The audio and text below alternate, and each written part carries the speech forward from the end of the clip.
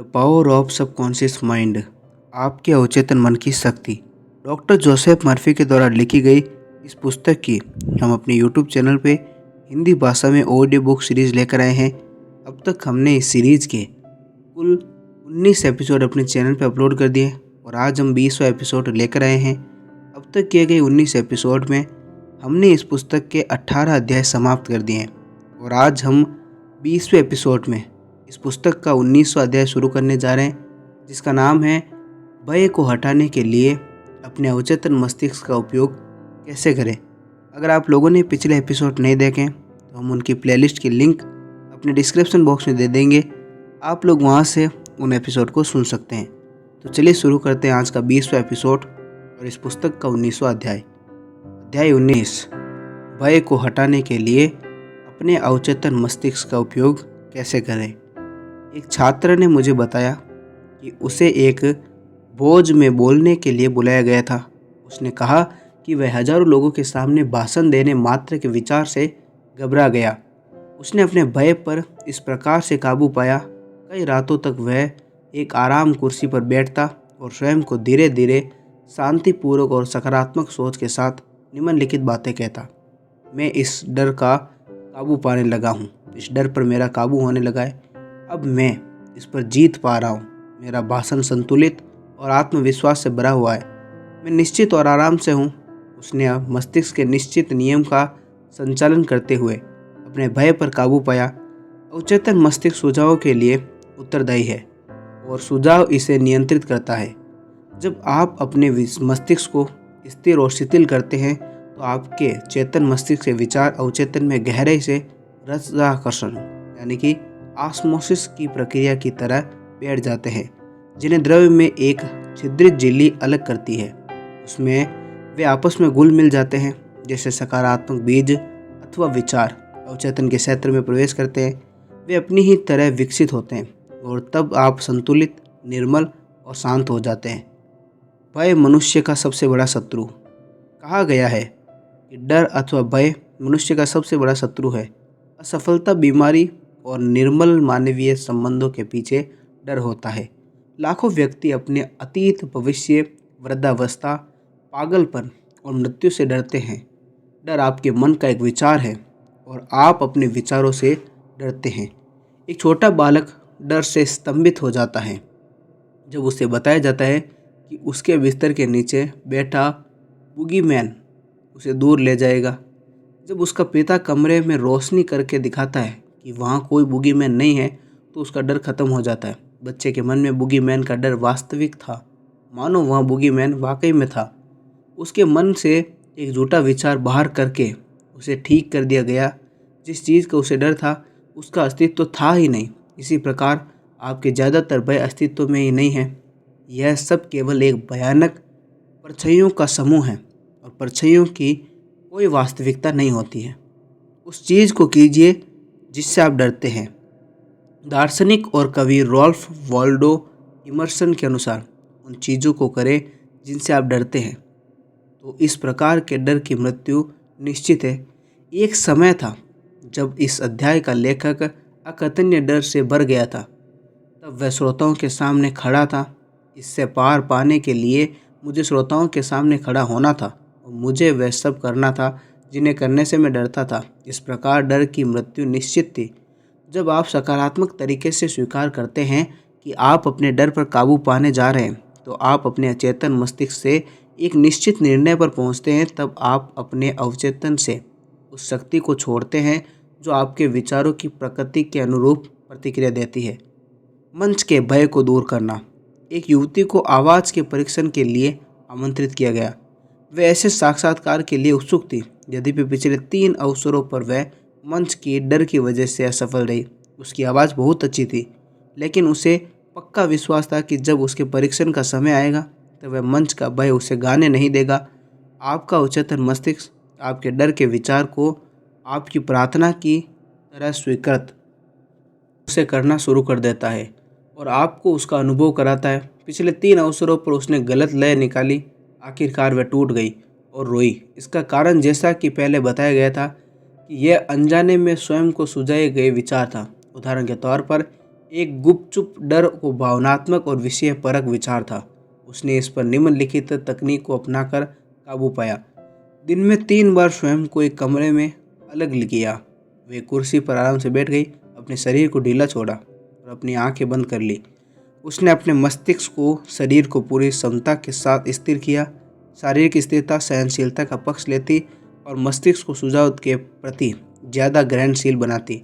अपने डर के सुझाव के विपरीत सोचकर उसने डर को प्रभावित और प्रभावहीन करके निष्क्रिय बनाया। उसने स्वयं से कहा, मैं बहुत सुंदर गाती हूँ, मैं संयमित, निर्मल, आत्मविश्वासी और शांत हूँ।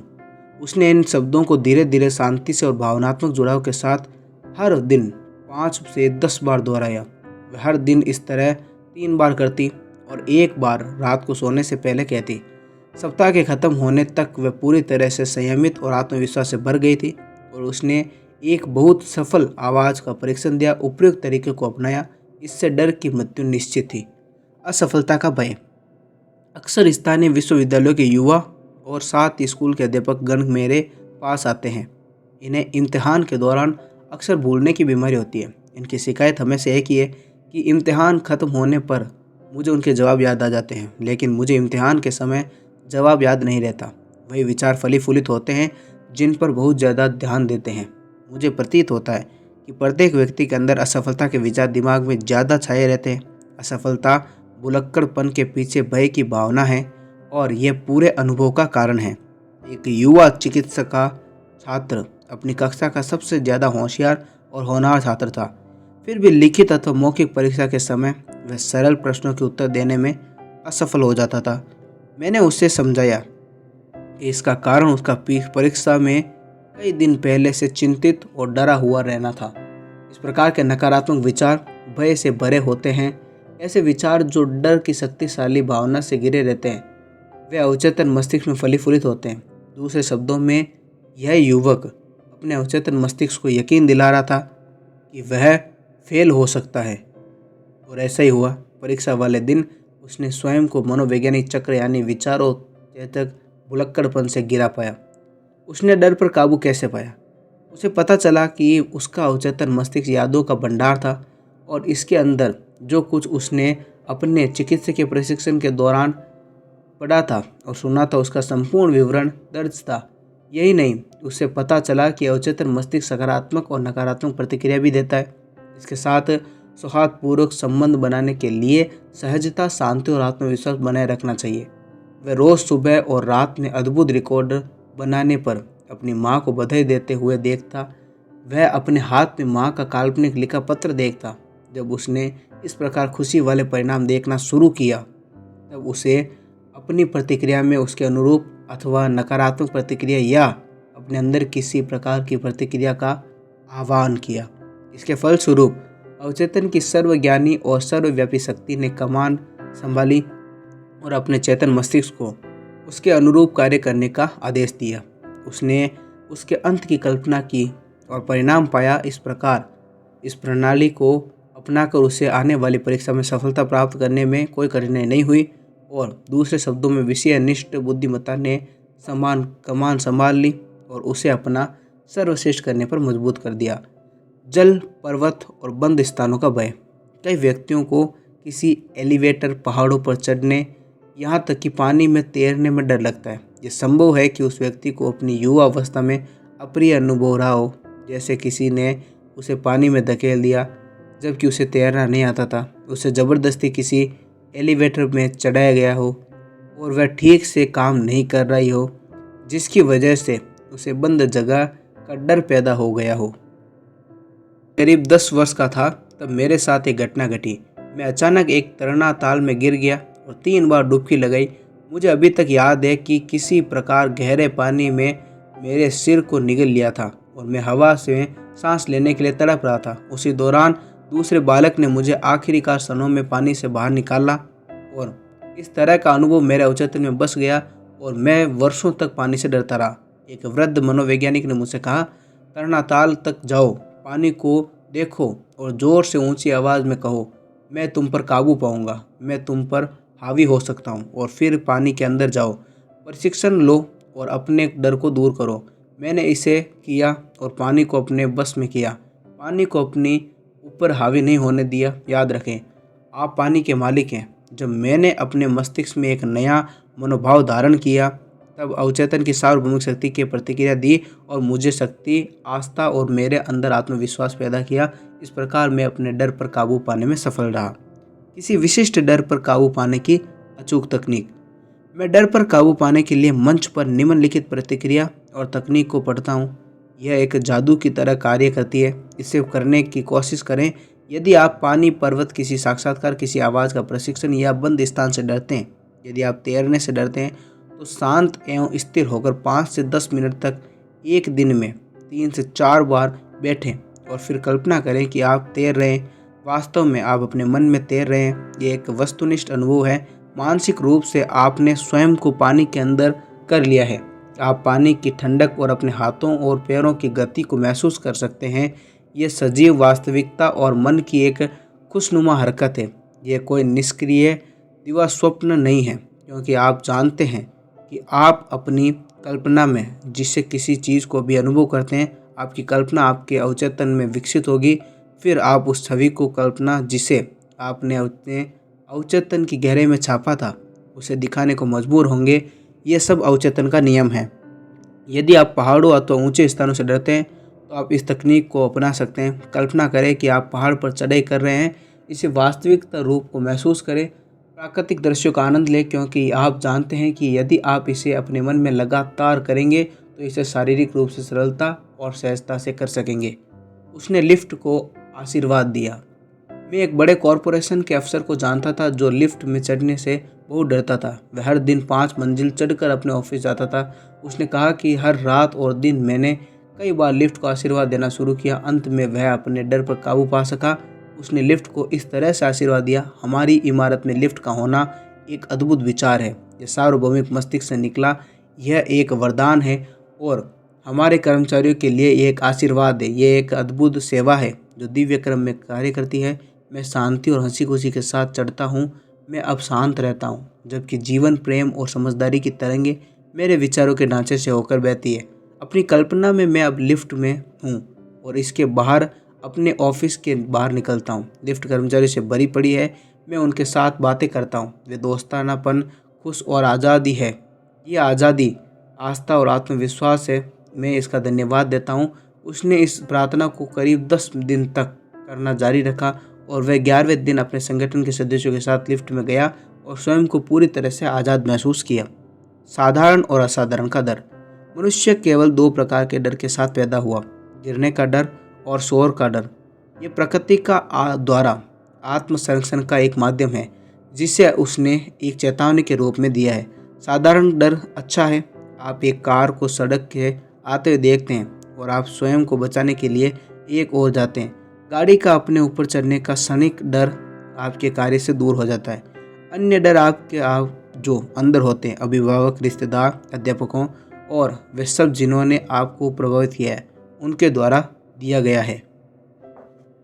असाधारण डर तब पैदा होता है जब व्यक्ति अपनी कल्पना को खुली छूट दे देता है। मैं एक महिला को जानता था जिसे हवाई जहाज द्वारा विश्व भ्रमण करने का आमंत्रण मिला था। उसने समाचार पत्रों की उन खबरों जिनमें हवाई जहाज की दुर्घटनाओं का जिक्र था, उन्हें एकत्रित करना शुरू किया। उसने कल्पना में स्वयं को समुद्र में डूबते हुए देखा। यह असाधारण डर है। अगर उसने ऐसा करना जारी रखा तो निश्चित ही उसके साथ वैसा ही होता जिसका उसे डर था। असाधारण भय का दूसरा उदाहरण न्यूयॉर्क के अंदर एक व्यापारी का था जो बहुत धनी और सफल था। उसके मन में एक निजी चलचित्र था जिसका वह डायरेक्टर था। वह अपने मन में अपनी असफलता, दिवालियापन की मानसिकता, खाली खानों और बैंकों में कोई पैसा नहीं है की फिल्म चलाता रहा जब तक कि वह गहरे अवसाद में नहीं चला गया।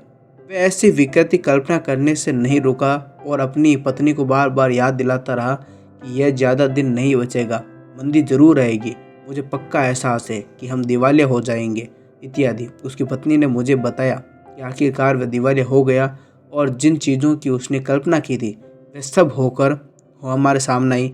जिन चीज़ों से वह डर रहा था उनका अस्तित्व था ही नहीं, लेकिन वह लगातार डरता रहा, उस पर विश्वास करता रहा और आर्थिक विनाश की उम्मीद लगाए रखा।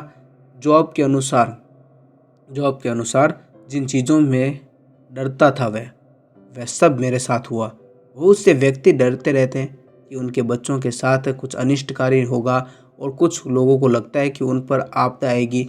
जब कभी भी वे ऐसी महामारी अथवा असाध्य बीमारी के बारे में पढ़ते हैं तो इस भय के साथ जीते हैं कि उन्हें भी वे बीमारी हो जाएगी। कुछ कल्पना करते हैं कि उन्हें बीमारी ने पकड़ लिया है। ये सब असाधारण डर है। असाधारण भय का जवाब: मानसिक रूप से विपरीत सोचें और किसी भी डर का बहुत ज़्यादा बने रहने का विकासहीनता के साथ ही मानसिक और शारीरिक ह्रास को जन्म देता है। जब भी डर पैदा होता है तो उसके तुरंत बाद उस डर के विपरीत होने की इच्छा भी पैदा होती है। अपना ध्यान डर के बाद तुरंत वाली इच्छा पर केंद्रित कीजिए, उसमें ही अपना ध्यान लगाएं और उसमें व्यस्त हो जाएं। आप जानते हैं कि व्यक्ति परिक अथवा चेतना हमेशा वस्तुनिष्ठ अथवा ध्येय को उलट देती है। यह दृष्टिकोण आत्मविश्वास पैदा करेगा और आपके उत्साह को बढ़ाएगा। आपके अवचेतन मस्तिष्क की अनंत शक्ति आपकी ओर से गतिशील है और ये कभी भी असफल नहीं हो सकती है। इसलिए शांति और आश्वासन आपके अपने हैं। अपने डर का आकलन करें। एक विशाल संगठन के अध्यक्ष ने मुझे बताया कि जब वह सेल्समैन था तब उसे जिस ग्राहक के पास जाना होता था, वहां जाने से पहले वह उसके ब्लॉक के चारों ओर 5 या 6 चक्कर लगाता। एक दिन उसका सेल्स प्रबंधक उसके साथ आया और फिर उससे बोला, दरवाजे के पीछे उस बुगे मैन से डरने की ज़रूरत नहीं है। वहाँ कोई ऐसा बुगी मैन नहीं है। ये एक मिथ्या विश्वास है। प्रबंधन ने उससे बताया कि जब कभी भी वह अपने डर को देखता तो वह उससे सामने से घूरता और उसके आगे खड़ा होकर उसकी आंखों में सीधे देखता। वह जंगल में पहुंच गया। एक पादरी ने दूसरे विश्व युद्ध में हुए अपने अनुभव को बताया। उसे एक क्षतिग्रस्त विमान से पैराशूट से नीचे कूदा कर उतरना था। उसने बताया कि वह डरा हुआ था, लेकिन उसे पता था कि डर 2 प्रकार के होते हैं, साधारण और असाधारण। इसके बारे में हमने पहले ही बताया हुआ है। उसने तुरंत कुछ करने का निर्णय किया और स्वयं से ये बातें करने लगा, जॉन, तुम अपने डर के आगे झुक नहीं सकते। तुम्हारा डर अपने लिए सुरक्षा, कुशलता और इससे बाहर निकलने की इच्छा रख सकता है। वह शांत होना शुरू हो जाता है। अनंत बुद्धिमत्ता जो ग्रहों को अपने रास्ते पर चलने का मार्गदर्शन करती है, वह अब मुझे इस जंगल से निकालने के लिए मेरा नेतृत्व और मार्गदर्शन कर रही है। वह 10 मिनट या इससे कुछ ज़्यादा समय तक इसे ज़ोर ज़ोर से अपने को कहता रहा। फिर उसने बताया, मेरे अंदर कुछ हलचल होने लगी और एक विश्वास के भाव ने मुझे घेरना शुरू किया और मैं चलने की तैयारी में हो गया। कुछ दिनों बाद आश्चर्यजनक रूप से मैं जंगल से बाहर आ गया और एक बचाव दल वाले विमान ने मुझे उठाया। उसकी बदली हुई मानसिक दशा ने उसे बचाया। चेतना, बुद्धिमत्ता पर विश्वास उसके और आस्था ने उसके अंदर निहित शक्ति में ही उसकी समस्या का निदान किया। उसने कहा, यदि मैं अपनी किस्मत को रोता और अपने डर में डूबा रहता, मैं इस राक्षसी रूपी डर से मर जाता। उसने स्वयं को बर्खास्त कर दिया। एक संगठन के मुख्य प्रबंधन ने मुझे बताया कि 3 वर्ष तक वह डरता रहा कि वह अपनी पोजीशन खो देगा। वह हमेशा असफलता की कल्पना करता रहता था। जिन चीज़ों से वह डरता, वास्तव में उनका अस्तित्व था ही नहीं, केवल उसके मन में ही इस तरह की दूषित बेचैनी थी। उसकी सजीव कल्पना ने नौकरी न रहने का नाटक किया जब तक कि वह हताश और विक्षिप्त नहीं हो गया था। अंत में उसे इस्तीफा देने के लिए कहा गया। वास्तव में उसने खुद को ही बर्खास्त किया। उसके द्वारा अवचेतन मस्तिष्क को लगातार नकारात्मक कल्पना और डर का सुझाव देना ही उसकी ऐसी प्रतिक्रिया का कारण बना। उसके अवचेतन ने ऐसी प्रतिक्रिया दी, उसी प्रकार का जवाब दिया था। उसने उस गलतियों को बेवकूफ़ी भरे निर्णय लेने पर मजबूर किया, जिसकी वजह से वह एक मुख्य प्रबंधक के रूप से असफल हो गया। उसकी बर्खास्तगी कभी नहीं होती यदि वह तुरंत अपने मन में विपरीत दिशा में चलता। उन्होंने उसके विरुद्ध षड्यंत्र रचा। हाल ही में अपनी विश्व यात्रा के दौरान मेरी 2 घंटे तक एक विशिष्ट सरकारी अधिकारी से बातचीत हुई। उसके अंदर एक गहरी शांति और शुद्धता थी। उसने कहा कि समाचार पत्रों और विरोधी पक्ष से जो कुछ गलतियां उसे मिलती है, वह उसे विचलित नहीं करती। वह एक नियम से हर सुबह 15 मिनट तक स्थिर बैठता है और अपने अंदर केंद्र में एक गहरी स्थिर शांति समुद्र का अनुभव करता है। इस प्रकार से ध्यान केंद्रित करके वह बहुत अधिक शक्ति उत्पन्न करता है, जो उसके हर प्रकार के डर को, विपत्तियों को नष्ट कर देता है। कुछ समय पूर्व उसने सहकर्मी ने मध्य रात्रि में फ़ोन किया और बताया कि कुछ व्यक्तियों का समूह उसके विरुद्ध षड्यंत्र रच रहा है। उसने अपने सहयोगियों को निम्नलिखित बातें कहीं। मैं अब शांति से सोने जा रहा हूँ। आप मेरे साथ कल इसके बारे में सुबह 10 बजे बातचीत कर सकते हैं। उसने मुझे कहा, मुझे पता है कि कोई भी नकारात्मक विचार व्यक्त नहीं हो सकता जब तक कि मैं इस विचार को भावनात्मक रूप से न लूँ और मानसिक रूप से स्वीकार न करूँ। मैं डर की भावना के सुझाव को स्वीकार नहीं करूँगा, इसलिए मेरे साथ कुछ भी अनिष्ट नहीं होगा। यह बात ध्यान देने योग्य है कि वह कितना निश्चिंत और शांत था। उसे किसी प्रकार का जोश नहीं आया, न अपने बाल नोचेंगे और न ही अपनी मुट्ठियाँ बीची। उसे अपने अंदर के केंद्र में ठहरा हुआ जल मिला। वहाँ एक आत्मिक शांति और पूर्ण स्थिरता थी। स्वयं को सभी प्रकार के भय से मुक्त रखें। अपने भय को दूर करने के लिए इस उत्तम सूत्र का प्रयोग करें। मैंने ईश्वर को पुकारा, उसने मुझे सुना और मुझे सभी प्रकार के भय से मुक्त कर दिया था। ऐसा साल्म 34:4। लॉर्ड एक आदिकालीन शब्द है जिसका अर्थ होता है नियम आपके अवचेतन मस्तिष्क की शक्ति। अपने अवचेतन चमत्कारों को सीखिए और यह भी सीखिए कि यह कैसे कार्य करता है। इस अध्याय में दी गई तकनीक पर महारत हासिल कीजिए, उसे आज अभी अभ्यास में लाइए। आपका अवचेतन मस्तिष्क देगा और आप सभी प्रकार के भय से मुक्त होंगे। मैंने ईश्वर यानी लॉर्ड को पुकारा, उसने मुझे सुना और मुझे भय से मुक्त किया। भय से आज़ादी पाने के उपाय। नंबर 1, उन चीज़ों को करें जिन्हें करने से आपको भय लगता है और मृत्यु का भय सत्य है।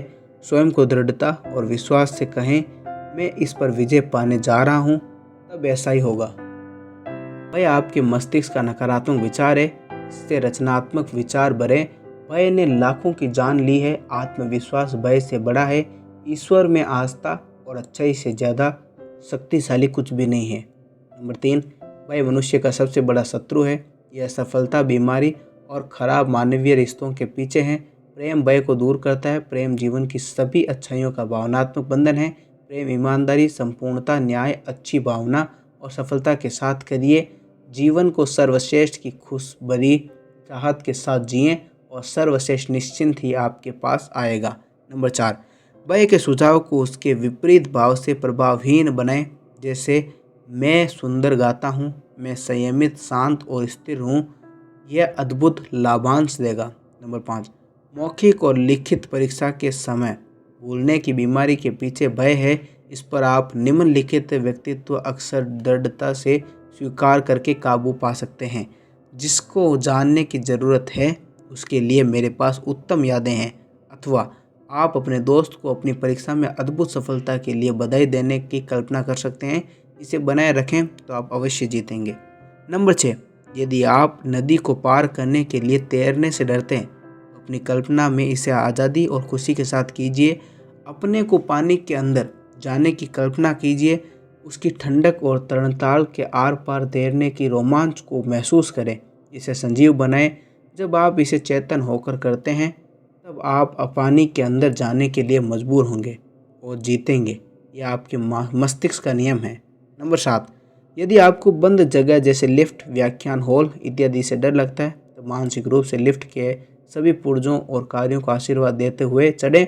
आपको यह देखकर आश्चर्य होगा कि कैसे इतने जल्दी डर गायब हो गया। नंबर 8, आप 2 प्रकार के भय के साथ पैदा हुए थे, गिरने का भय और शोर का भय, और अन्य अभी भय अर्जित किए गए हैं, उनसे छुटकारा पा लें। नंबर 9, साधारण डर अच्छा होता है, असाधारण डर बहुत खराब होता है और विनाशकारी भी। हमेशा डर से घिरे रहना, ऐसे विचार असाधारण डर, जुनून और जटिलता में परिवर्तित हो जाते हैं। लगातार किसी डर का आतंक और दहशत का कारण बनता है। नंबर 10, जब आपको ज्ञान होता है कि आपके अवचेतन मस्तिष्क की शक्ति परिस्थितियों को बदलकर आपकी दिली इच्छा को पूरा कर सकती है, तो आप असामान्य भय को दूर कर सकते हैं। अपनी इच्छा पर फौरन ध्यान और प्रेम दीजिए, जो आपके डर का उल्टा है। ये प्रेम है जो डर को भगाता है। नंबर 11, यदि आप असफलता से डरते हैं तो अपना ध्यान सफलता पर दीजिए। यदि आपको बीमारी से डर लगता है तो उत्तम स्वास्थ्य का विचार कीजिए। यदि आपको दुर्घटना से डर लगता है तो ईश्वर से मार्गदर्शन की कामना करें। यदि आप मृत्यु से डरते हैं तो अनंत जीवन की कामना करें। ईश्वर जीवन है और अब आपका जीवन यही है। नंबर 12, भय का जवाब विकल्प का महान नियम है। जिस किसी चीज़ से आप डरते हैं उसका हल आपकी इच्छा के रूप में है। यदि आप बीमार हैं तो आप अच्छे स्वास्थ्य की कामना करते हैं। यदि आप डर की जेल में हैं तो आप आज़ादी की इच्छा रखते हैं। अच्छे की उम्मीद करें, मानसिक रूप से अच्छे पर ध्यान केंद्रित करें और जानिए कि आपका उच्चतम मस्तिष्क हमेशा आपको जवाब देता है। यह कभी भी आपको निराश नहीं करता है। नंबर 13, जिन चीज़ों से आप डरते हैं वास्तव में उनका कोई अस्तित्व तो नहीं है, वे केवल आपके मस्तिष्क के विचारों में हैं। विचार रचनात्मक होते हैं, इसलिए जॉब ने कहा है जिनसे मैं डरता था वही हुआ। अच्छा सोचें तो अच्छा होगा। नंबर 14, अपने डर की ओर देखें, उन्हें कारण की रोशनी में देखें, अपने डर पर हंसना सीखें, यह सबसे उत्तम दवा है। नंबर 15, आपको अपने विचारों के अलावा अन्य कुछ भी विचलित नहीं कर सकता। सुझाव, व्यक्तित्व अथवा किसी दूसरे मनुष्य की धमकियों में कोई शक्ति नहीं है। शक्ति आपके अंदर है और जब आपके विचार उस पर केंद्रित होते हैं तो अच्छा है। तब ईश्वर की शक्ति आपके अच्छे विचारों के साथ यहाँ केवल एक रचनात्मक शक्ति है और यह सामंजस्य की तरह घूमती है। इससे कोई विद्वेष अथवा विवाद नहीं है, प्रेम इसका स्रोत है। इसलिए ईश्वर की शक्ति आपके अच्छे विचारों के साथ है। आज हम इस पुस्तक का 19वां अध्याय समाप्त करते हैं और एपिसोड 20 को यहीं समाप्त करते हैं। कल हम एपिसोड 21 में इस पुस्तक का अंतिम अध्याय 20वां अध्याय शुरू करेंगे, जिसका नाम है हमेशा युवा रहने का उत्साह कैसे हो। मिलेंगे हम आप लोगों से नए एपिसोड में। तब तक आप लोग अपना ख्याल रखें।